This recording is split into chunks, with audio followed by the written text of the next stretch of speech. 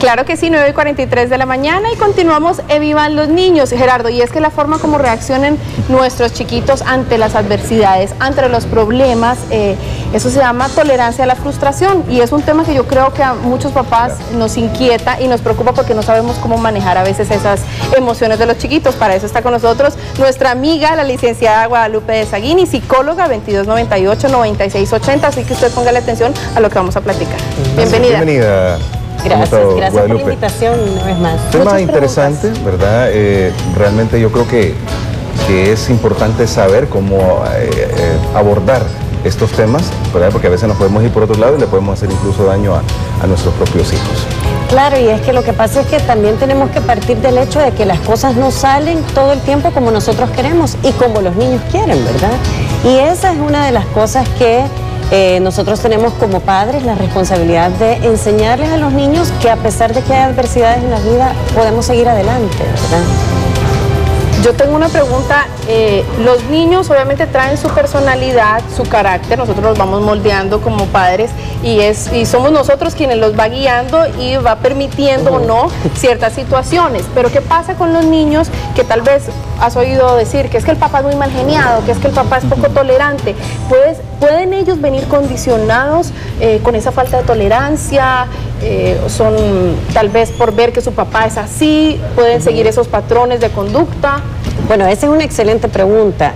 Una de las cosas importantes a tomar en cuenta es que los niños nacen con un temperamento definido, ¿verdad? Pueden haber niños que son sumamente apasionados y que su reacción va a ser intensa, ¿verdad? Y va a ser intensa igual que la de su papá o igual que la de su mamá o de alguien de su familia.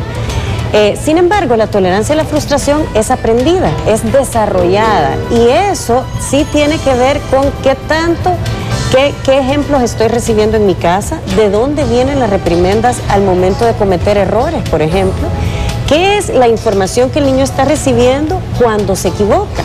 Esto es importante para que los niños empiecen a desarrollar la tolerancia a la frustración. Deben de darse cuenta que los adultos cometen errores, que las personas que tienen alrededor cometen errores y que está bien y que muchas veces vamos a toparnos con obstáculos en la vida y que lo importante es seguir adelante, levantarnos y seguir, ¿verdad? Y esa es la parte que muchas veces es un poco difícil de hacer porque las reacciones interfieren en eso. Ya están en berrinche, ya están llorando, ya tiraron el juego por otro lado, ya no quieren seguir haciéndolo, y la clave ahí es la perseverancia, el esfuerzo con el que los niños hagan las cosas. Eso es importante que se les reconozca para que vayan como adquiriendo cierta motivación para volver a tratar de hacer las cosas cuando no les salen. Que a veces los menos tolerantes a veces somos nosotros mismos como padres de familia. Yo he tenido la oportunidad de a veces perder el control en algunas situaciones y de plano, qué bueno que tengo a mi esposa ahí que ella a veces hace el balance, porque cuando nosotros no podemos controlarnos como padres de familia es muy difícil que podamos nosotros controlar a nuestros hijos. Es increíble cómo se ve en los kinders, por ejemplo, cuando los niños están jugando de corregir a otros, están haciendo como un juego de papel de inversión de roles, están corrigiendo de la misma exacta manera como los corrigen a ellos. Entonces ahí salen muchas cosas, ¿verdad? De las reacciones que sus padres tienen y de cómo ellos empiezan a aprender las reacciones.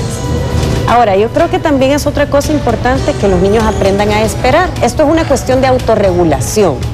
Entonces, si yo puedo parar esta reacción, entonces en teoría lo que va a pasar es que voy a poder parar otro montón de cosas, ¿verdad? Incluso cuando estén grandes, ¿verdad? El poder decir que no a las drogas, no al alcohol, no a diferentes cosas, opciones que hoy tiene todo el mundo.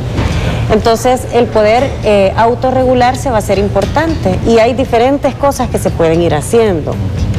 Por ejemplo, el hecho de que, bueno, primero tenemos que saber que hasta el año nosotros con un bebé debemos de sufragarle todas sus necesidades. Cuando llora es por algo, ¿verdad? Entonces, hasta el año de vida debemos de estar pendientes de que esté limpio, que coma, que todo, ¿verdad?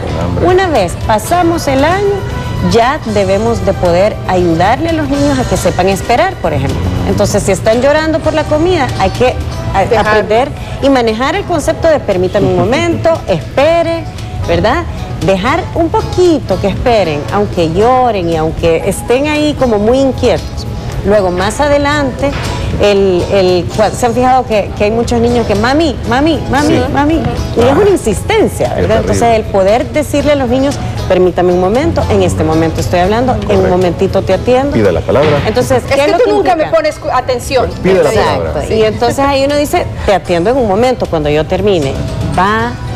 ¿Qué es lo que implica esto? Que el niño debe de esperar, debe de pararse a sí mismo, de toda esa gana que tenía de decir las cosas, debe de pararse a sí mismo y decir, bueno, ok, voy a tener que esperar. Y luego, cuando sus padres regresan y dicen, bueno, ok, dime qué es lo que querías, pues entonces ya el niño puede decir lo que tenía que decir. Pero esas son las cosas, el no darle las cosas inmediatamente.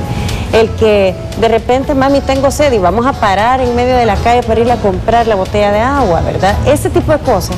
Los niños pueden sobrevivir sin una botella de agua en medio del camino, ¿verdad? Y que aprendan a esperar, a autorregularse, les va a ayudar a ellos a poder decir que no después.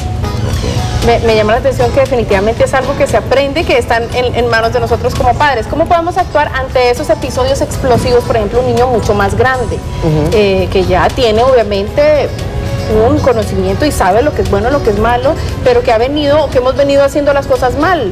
¿Cómo podemos revertir eso como papás? ¿Es una consulta personal? Sí. No. Con el hijo.